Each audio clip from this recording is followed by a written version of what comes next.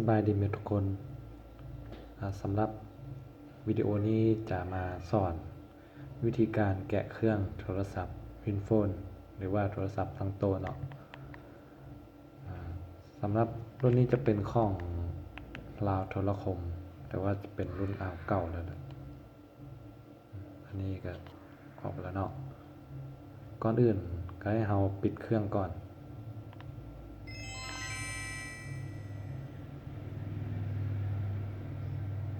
จากนั้นแกะฝา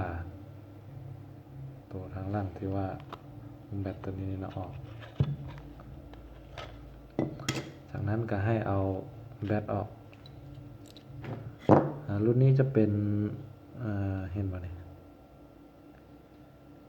GSM LT 600M BLU โมเดลเนาะเอาเบอร์ออกมาก่อนต่อไปเราจะใช้อุปกรณ์ที่วิเศษที่สุดนั่นก็คือฟริงตะลบิดฮ่านี่เนาะมันจะมีน็อต4ตัวจับมันจะมีอยู่บนนี้1 2ปกติตัวนี้ก็จะมีแต่ว่าอันนี้มันบ่มีเนาะจะมียูนิแดมียูนิเป็น4จุดให้เอาหั่นออกมาเลย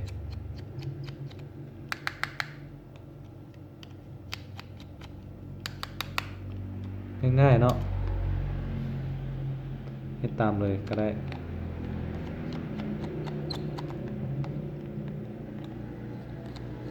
ถ้ามีเสียงรบกวนก็ขอโทษนำเนาะเพราะว่ามันหม้อทางต้องมีเสียงรถเสียงเป็นธรรมดาบางทีก็จะมีเสียงไก่รบกวนอ่านออกเบิดแล้วเขาก็ถ้าหากว่าไผ่มีเล็บเนาะก็ใช้เล็บขีดไปตามห้องอันนี้เลยนี่ขีดตามเลยถ้าหากไผ่บ่มีก็ใช้เป็นยางอ่อนๆเนาะยางอ่อนบ่แข็งจนเกินไปขูดตามเส้นตัวนี้นี่มันจะเป็นหอยนี่เนาะขูดไปเลยขูดอ้อมโทรศัพท์เลย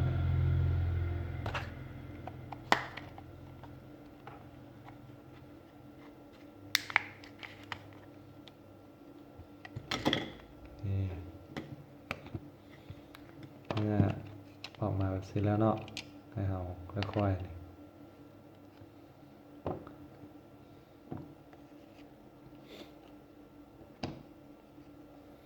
สำหรับตัวนี้นะมันจะมีไหลอยู่นำนี้เนาะจะมีอยู่จุดนี้ล็อกอยู่วันนี้เนี่ยแล้วก็วันนี้2 บอลก็ให้เราใช้ตัวเก้านี่งัดก็ได้เนาะงัดบอลนี้ออกแล้วก็มางัดบอลนี้แล้วก็ยกออก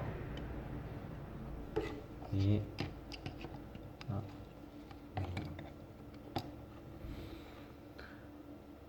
ถือว่ามาเท่านี้ก็เบิดได้แกะเครื่องสิเนาะง่ายๆติดตามได้เลยถ้าหากโทรศัพท์บางท่านเนาะมีปัญหาที่ว่าเวลาลมโทรศัพท์นั่นน่ะเขาอาจจะได้ยินเสียงคนเว้าอันเบาหรือว่าดังค่อยๆเนาะเขาจะมาสังเกตบนลำโพงตัวนี้เนาะมันเวลาเขาบ่ได้แกะโดนแล้วมันอาจจะมีขี้ฝุ่นแกะติดอยู่นำอันนี้ข้อดีของมันเนาะให้เราเซตขี้ฝุ่นนี้ออกใช้แปรงเก่าๆที่เรานั่นแหละปัดค่อยๆปัดเนาะแล้วมันก็จะสามารถแก้อาการได้ถ้าแกะเครื่องนี้แล้วเขาก็เสือก็อนามัยเลยไม่ได้อนามัยโดนเลย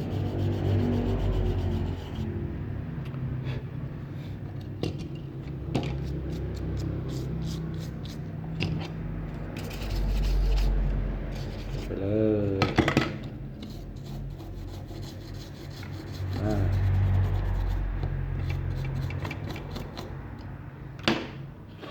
สำหรับวิดีโอสอนการแกะเครื่องโทรศัพท์ Winphone ตัวนี้นะก็ถือว่าหมดเท่านี้แหละถ้าหากว่าคลิปนี้เนาะมีประโยชน์กับท่านก็ ก็หวังว่าจะเป็นประโยชน์กับท่านทุกคนนั่นแหละก็อย่าลืมกดไลค์กดแชร์แล้วก็กดติดตามเขาได้เพื่อว่าเป็นกำลังใจให้เราเฮ็ดคลิปต่อไปนะสำหรับนี้ก็ขอจบคลิปเนาะ